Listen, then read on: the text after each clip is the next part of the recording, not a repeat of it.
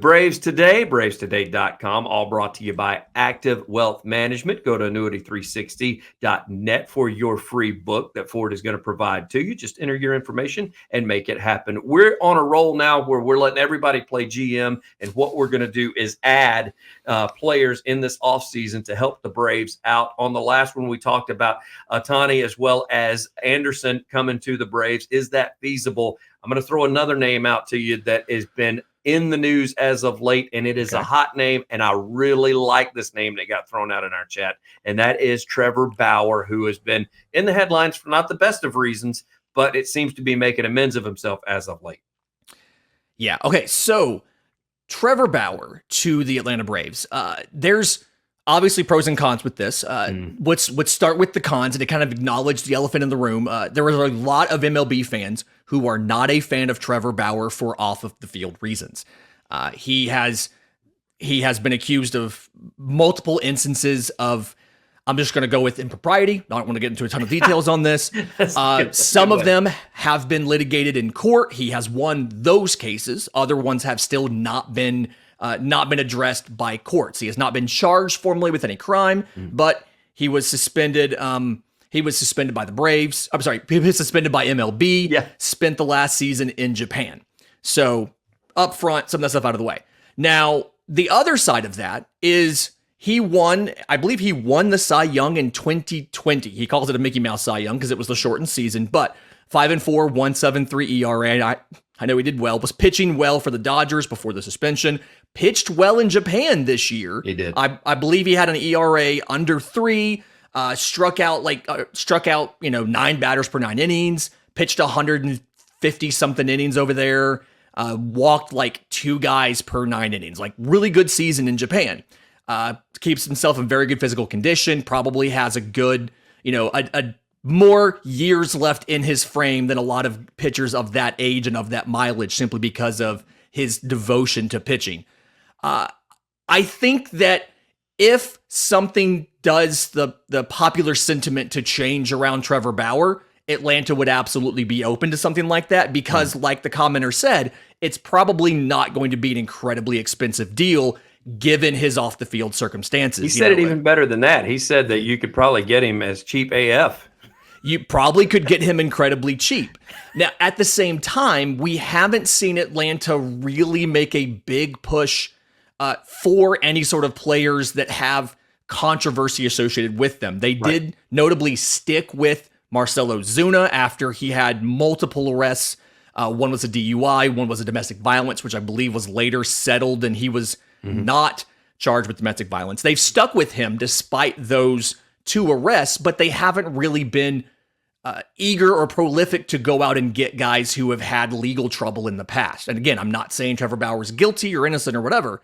I don't necessarily know what appetite Atlanta has for a player that has such a polarizing public image. But again, if something changes where the public sentiment towards Trevor Bauer changes for the positive, I absolutely could see Atlanta going for someone like that, a veteran who could help teach. If you've ever seen his YouTube videos, he's he likes to get into the details of pitching, the science of it, explain what's going on. And I feel like those type of cerebral pitchers that understand pitching really well and have that drive to get better would be accepted in this organization. I just don't know if right now is when Atlanta would be comfortable making that move with Trevor Bauer. I think a couple of things here is, number one, you mentioned Ozuna. Atlanta has already proven that they can, I guess, handle some off the field issues, whether it be they handled it correctly or incorrectly. It still stayed pretty quiet for the most part. There are some opposing fans that would jump in there and they would post memes about Ozuna being pulled over for his DUI and that kind, but that kind of thing's going to happen. I think for the most part, as far as an HR standpoint, they did an excellent job. So I think if they were to bring on Bauer, they would have a plan in place to keep a lot of that from happening and be able to shield him from a lot of, let's just say, naysayers that are out there. Number 2, he's a dog. And he is a guy. He is a guy that, I kid you not, if what happened with Harper, Steer, and Arcia, even in a playoff game, I'm not so sure that Bauer, his next time up, wouldn't put it in between his numbers, regardless if he'd been warned or not. I think that's the type guy he is. And that's the kind of guy I would like Atlanta to get.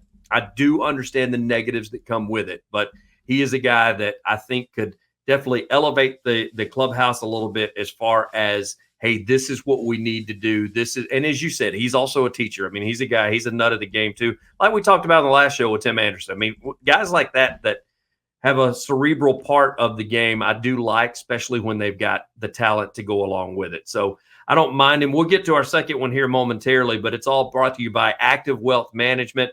Got to thank Ford and the crew for taking care of us. And if you get a chance, go to annuity360.net. Get your contact information put on there. He's going to send you a complimentary copy of the book. It's important to note Ford and his team at Active Wealth specialize in assisting pre-retirees as well as retirees, and they're eager to assist you and make the most of your financial resources. Active Wealth Management, conveniently located offices in Alpharetta, Cartersville, Kennesaw, Midtown, and recently opened up that new headquarters off Exit 12 on Georgia 400. Again, go to annuity360.net for more information on how you can get your free book from Ford and the folks at Active Wealth. All right, name number 2, which again, we're taking suggestions. So feel free, by the way, to go in our chat and drop some more suggestions. We'll try to pull some names from time to time and kind of run some numbers by you and see if it does make sense or not. So far, we found 3 thus far that we think make sense. However, it's just, is Atlanta willing to pull the trigger on one because of controversy? The other 2, it could be a money issue. But the last one is going to be none other than Cole Ragans, as we need to trade for Cole Ragans. Again, a pitcher, and we even saw him a couple of times a little bit earlier this year, Lindsay. Yeah, and one of the hot names in baseball right now, he was traded at the deadline from the Rangers to the Royals, and it's really kind of, I'm not going to say changed the trajectory of his career, but he has looked absolutely phenomenal with Kansas City in a way that he never really did with Texas. Had an ERA close to 6 with the Rangers when he was traded, has an ERA under 3 with the Royals, had something like a 13 or 15 or 18 inning scoreless streak while he was pitching with Kansas City, and he's really an example of a guy who, 1, changes scenery, obviously, but 2, what the offseason work can do for you. He went to Tread Athletics. He added something like 3 miles an hour to his fastball. Really? Kind of reworked his entire delivery, got more biomechanically efficient, found the zone a lot more, and so velocity really jumped. And for some reason, it wasn't clicking in Texas. It's absolutely clicked in Kansas City.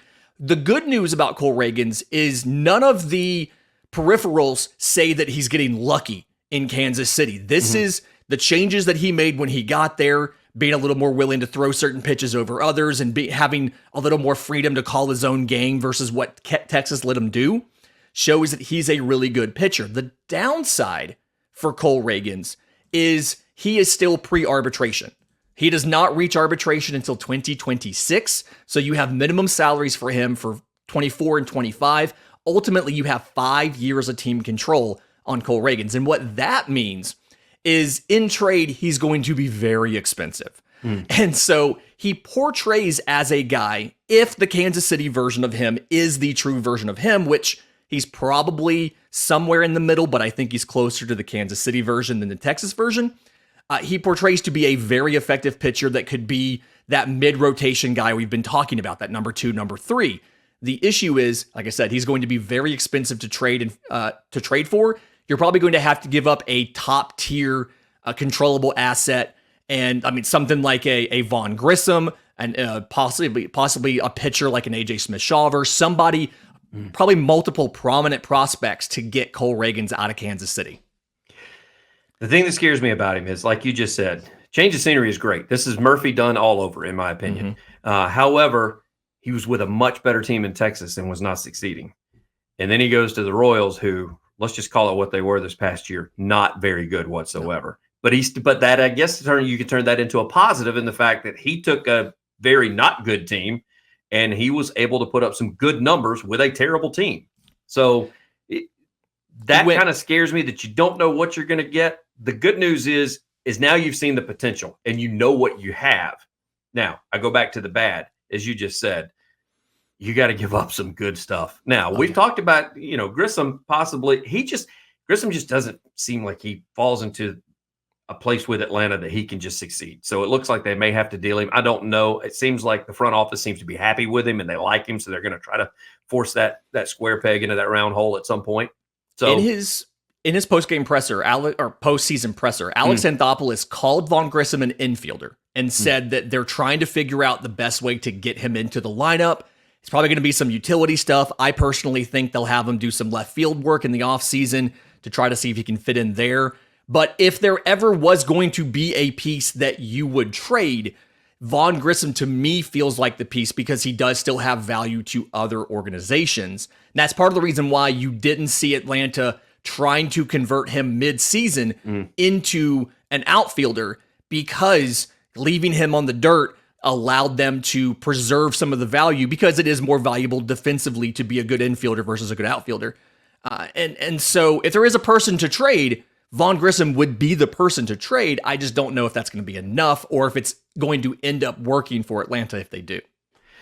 We shall see. It's all good stuff to talk about in the offseason. I mean, I absolutely love it. As you guys can play GM for the week or GM for the day, or depending on how many names. And let's not get crazy here. I mean, we got a little out of whack with Ohtani as well as Trevor Bauer in the last 2 episodes. So, but I will say, keep them coming. We would love for you guys to drop a name in the chat that you would love to have. It's all been brought to you by Active Wealth Management. Go to annuity360.net. for your free book. Tell Ford we said hello. He's Lindsay Crosby. I'm Ben Taylor. Lindsay, as always, I greatly appreciate it, sir. Thanks.